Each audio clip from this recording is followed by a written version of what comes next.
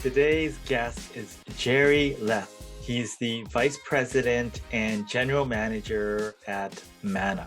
Jerry, thank you for coming on the show. My pleasure. So, Jerry, you've been at Mana for a very long time, but you had a manufacturer's rep business before, did you not? That's correct. Yes, I was a manufacturer's rep back in the last century, and then been a MANA executive here since 2000. So when the century switched, I switched careers and became an association executive instead of an independent manufacturer's rep. Yeah. So, I mean, is that what you jumped into right out of? I think you were in mechanical engineering to be a Yeah, rep. no, when I graduated from college, I went to work as an assistant to the plant engineer at an instant coffee plant in San Francisco. And then stayed there for about a dozen years. I'd actually worked my way up into a position as a production manager. And then some things happened that made me feel uncomfortable about staying there. And a friend of mine that I knew asked me to come work for him in sales. So I started a sales career and worked for him for a while, then worked for another company, then started my own rep business, which I did until came to work here at Mana 23 years ago. Yeah. I mean, what uh, sort of led to the decision of working for Mana versus having your own rep firm? Well, my wife and I had started a discussion when I had my rep firm, and I was a Mana member. We had started a discussion about one of these days we ought to get serious about figure out when I'm going to retire and where we're going to move to or whether we're going to stay here and all that stuff. And before we had that serious discussion, I got a notice from Mana they were looking for somebody. And like an idiot, picked up the phone, and I thought I'd do it for 5 or 10 years, but here it is, 23 years, and my health has held up very good, and I really enjoy helping people, and so I get to do that all day long, all week long when I'm working. So why not? Why not keep on doing it? Yeah, and I guess the appeal to that was just feel like your schedule maybe more under your control as an executive. Is that the Yeah, case? yeah, and we are Mana's been around for 75 years, Mm. and up until about 8 years ago, we actually had an office here in Southern California. And then we hired a new CEO from Illinois, and he decided that sending money to a landlord every money was not really necessary. We'd rather use the money that we're doing that to help provide more member benefits. So we terminated our lease and started working from home about 8 years ago, and then which was a real blessing when COVID hit because we didn't have to adapt to anything. We already were doing it, and so that worked out well, and still working out. Absolutely. So, being part of the organization for almost, I guess, or around 2 decades, what sort of changes have you seen in the industry? Well, the technology has had a huge impact. Back when I had my rep business and sales, it was all face to face, and it was pretty much continuing that way, except that we now had a lot different types of technology. And instead of faxing people, we've got emails and texting. And now we've got things like we're on right now, Zoom meetings, and got social media, LinkedIn, which were not around at that time. And so the members that I talked to were all using those to create and strengthen their relationships with customers. But you still have to have a sense of purpose. You're there to help them and not to get orders. And if the customers trust you, then they buy from you, and that's the way it's supposed to work. Yeah, absolutely. I mean, the core relational stuff hasn't changed, but the way the interaction can develop in between different technologies and face to face has changed. Yes, and particularly the impact of COVID has been very significant. And in talking to the members, it's much more challenging now to get a face-to-face meeting with customers. And so they're adapting and coming up with other ways to use the technologies that are available to maintain and strengthen the relationships and get new relationships going. So they are adapting and making it work. Yeah, absolutely. Change is a bit easier when there's no alternative. You get, it's a necessity. You don't have a choice. Now, we utilize independent reps. We think it's great. But what are some of the things that you educate manufacturers around working with independent reps? That's a good question. When I had my rep business and first got started, I was very fortunate because two companies that I had worked with in my previous sales position, um, they didn't like the guy that was running the business I was working for, and I didn't either. And so I had left, and they had parted ways. And then they heard I wasn't working there anymore. Separately, they contacted me and said, "Hey, Jerry, why don't you start a rep business?" When the first one did it, I thought, I hadn't thought about that. And then a couple of weeks later, the second company contacted me and said the same thing. And they were not in cahoots with one another. This was purely independent thinking on each of their parts. And so I decided I'm going to go ahead and do that. And they were really good companies to work with. And I found another company that had a really great product, but I didn't interview them thoroughly enough. And what I didn't learn, and I learned from that point on that what you need to do, is they did not know how to work with independent reps and they did not care to learn the right way. And so what I found out was anytime I got an order, I had to spend a lot of time on the phone arguing with them that I was the one responsible for getting the order. And they finally would admit it. And then it took me forever and lots of phone calls more before they sent me the commission check. So I believe we live in an abundant world. And I said, Jerry, let's find somebody else to work with that's going to be a better partner. And so I called the sales manager up and I'm not wasting any more time selling your products. We had to have a mutual agreement on terminating the agreement. And they agreed to terminate my agreement and I agreed to it. And so from then on, when I interviewed a prospective manufacturer, first thing I wanted to learn was, does the products that they supply something the customers that knew me, trusted me, bought from me needed?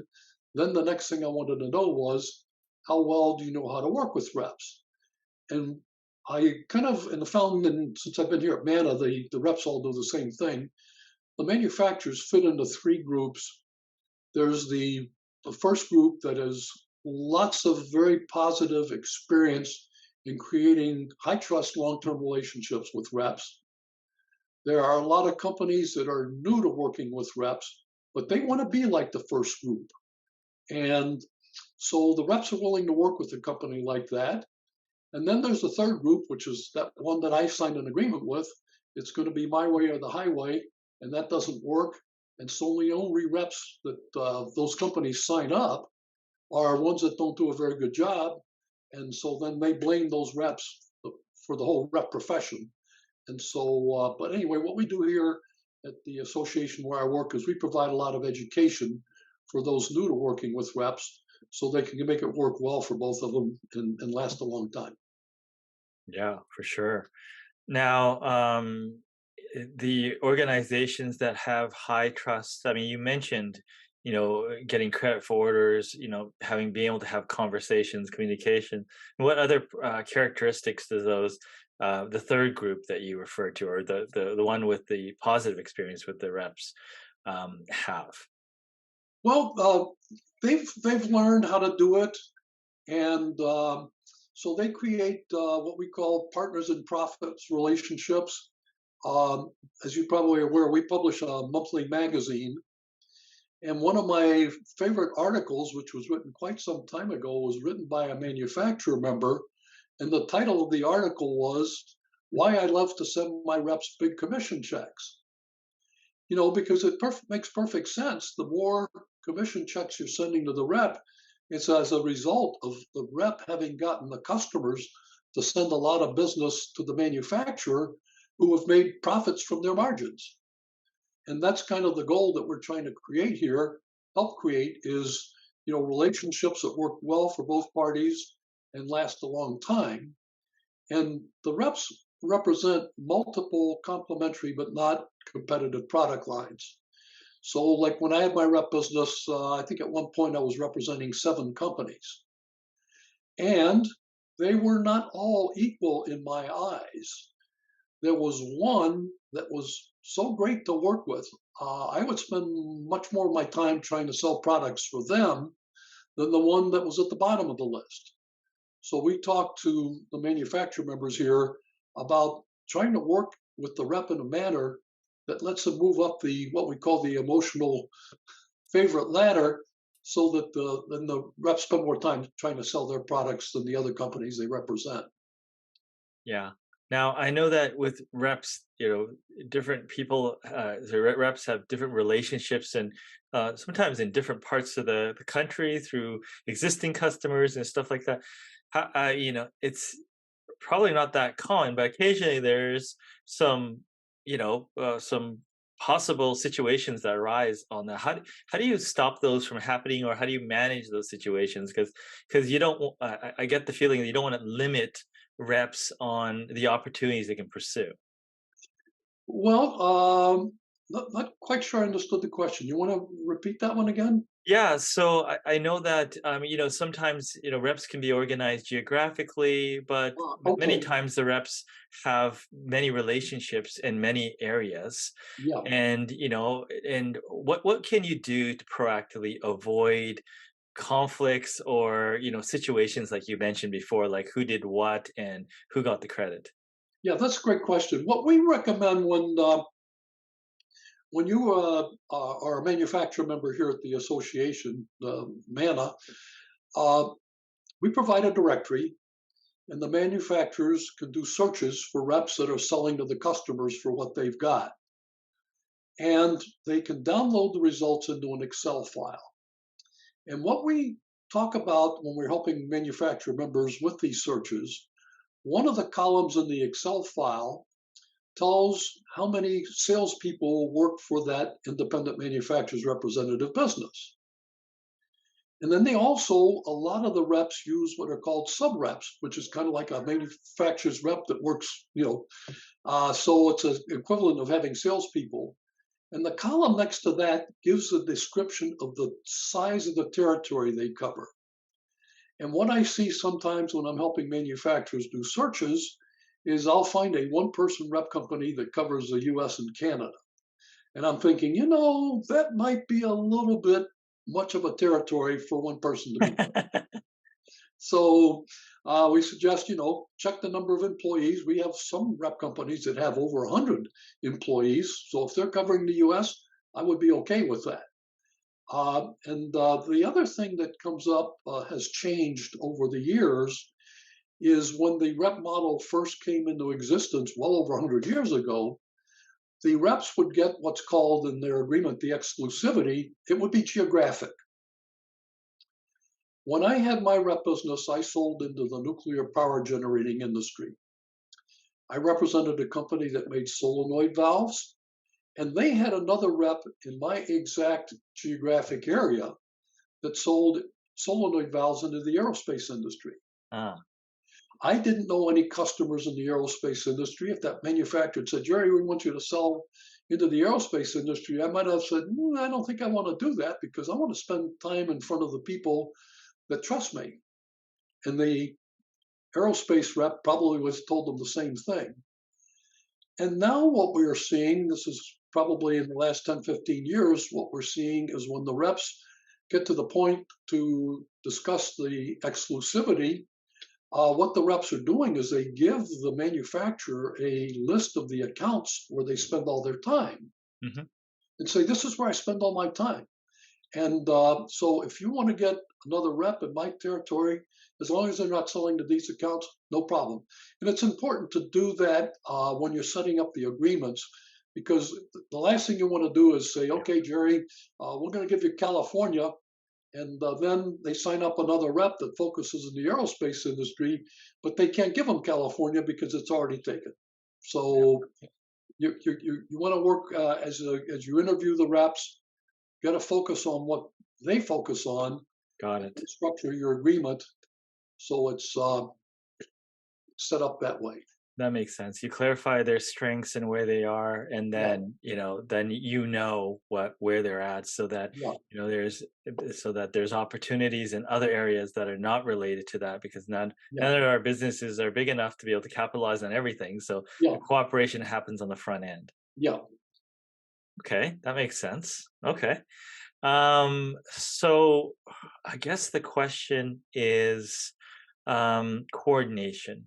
Like I know reps are independent and Yes. they have their own business plans, but at what touch points have you seen it being helpful where the manufacturer shares their goals and coordination points and the reps, like how does that relationship work? Or is it, hey, Mr. Rep, you know how to do your business, you should go off and do it? How do you see those best relationships working? Well, one of the things that we recommend, we have a program called 9 Steps to Selling Through Independent Reps. And in there, one of them, what really worked well when I had my rep business was get together with the sales manager once a year. And we would create basically a kind of a strategic plan for the next 12 months. Yeah. And like any other plan, we'd start looking at our strengths, our weaknesses, opportunities, and threats. Yep. And then when we were done, we would have a list of things that I was going to do, list of things that the manufacturer was going to do, and usually there was some kind of a completion date on that.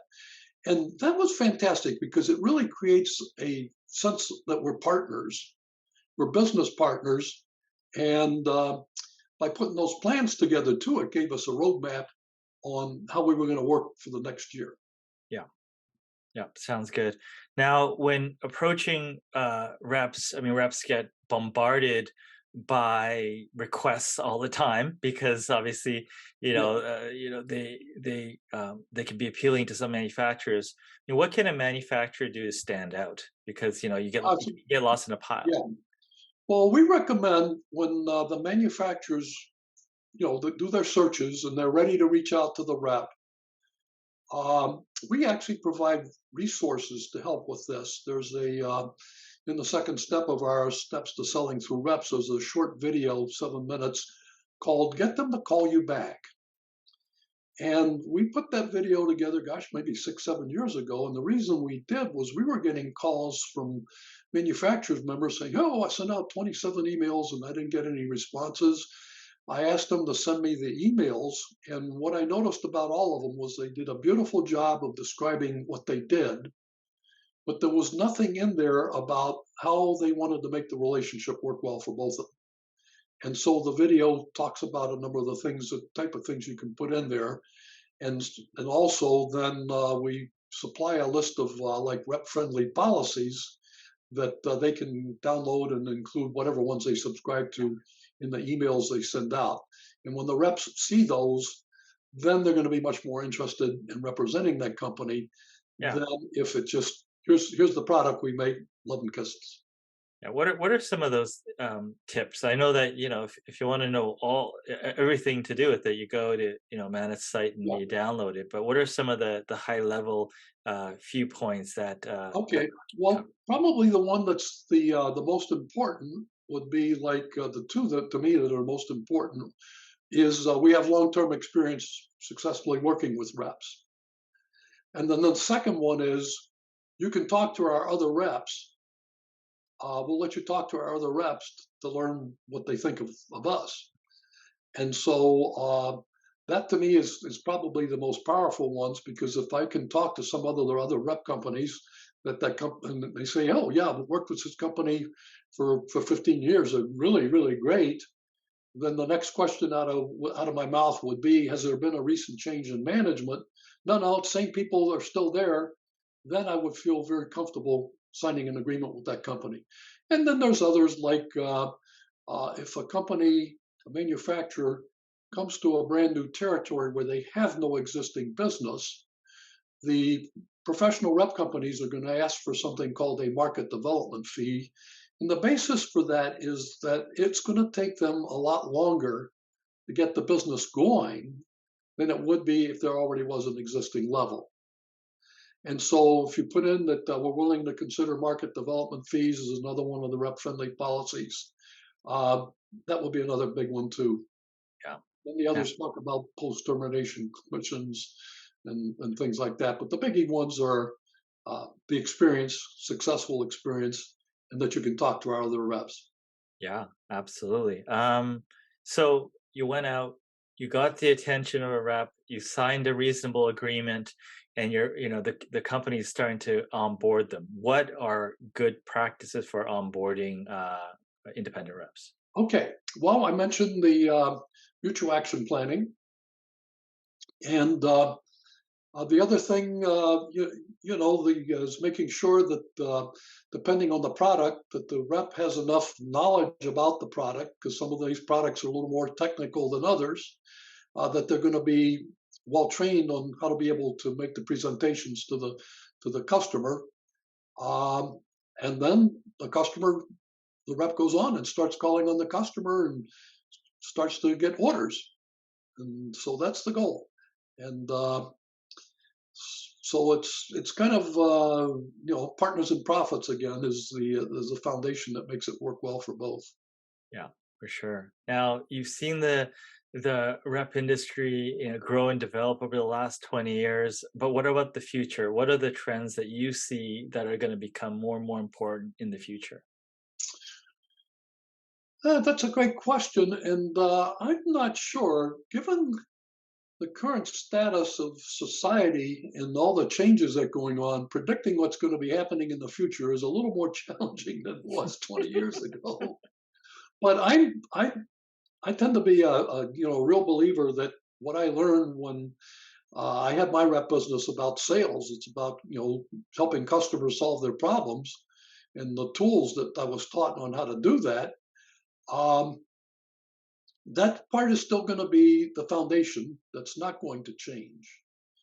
But how you create those relationships, how you get to know the customers, find out what their current reality is and what their desired outcomes are, that's going to be done differently than it was, as it is, in my case, as it is when, uh, with the change in the technology. And who knows what it will be like in 10 years, 15 years.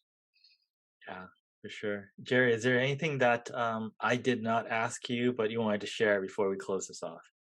Well, I just wanted to maybe briefly talk about one of the things we get here is a lot of calls from people that say, "Hey, I want to start a manufacturer's rep business." And my first question is, "Well, what have you been doing?" And the answer that I get is, "Well, I've been working in sales for a company, but I'm an entrepreneur. I want to be in business for myself." And that is the absolute perfect answer. So what we do here is these startups, the thing that's a real strength that they've got to offer manufacturers is the fact that they do already have relationships with customers. But what we help them with is now, because they are entrepreneurs and business owners, we provide a program that teaches them a lot of the business skills they need to use to run a rep business. Over 80% of our members have websites, and our average member has like 6 outside salespeople working for them, and so they need to learn how to hire people and how to be bosses. And so they also need the marketing skills. Usually the companies they work for did the marketing, but they've got to be able to put together a good website. And then when they are interviewing manufacturers, they're not the only rep that the manufacturers are interviewing. And so the one that does the best job of marketing themselves will get the line, and particularly if it's one of those really great, great manufacturers that everybody wants to work with. So you've got to learn how to market yourself. You've got to learn how to use technology, CRMs, websites. You've got to learn how to hire and work with people. So there's a lot of business skills involved. And then the last step in our program is when they get to be my age and think about retiring, they can sell their businesses. And when you sell a rep business, it's very unique because there are no assets. And so, but it's done. Most people sell their businesses, and sometimes they sell it to the son and daughter. And we have members that have been with us longer than we have been an association, which is 75 years. Now, they've been members when we got started, and they got started Wow. in rep businesses before them. Now, obviously, the founder is not still running the business. Yeah, for sure. Absolutely. That's very good. Jerry, well, thank you so much for sharing your information. My pleasure.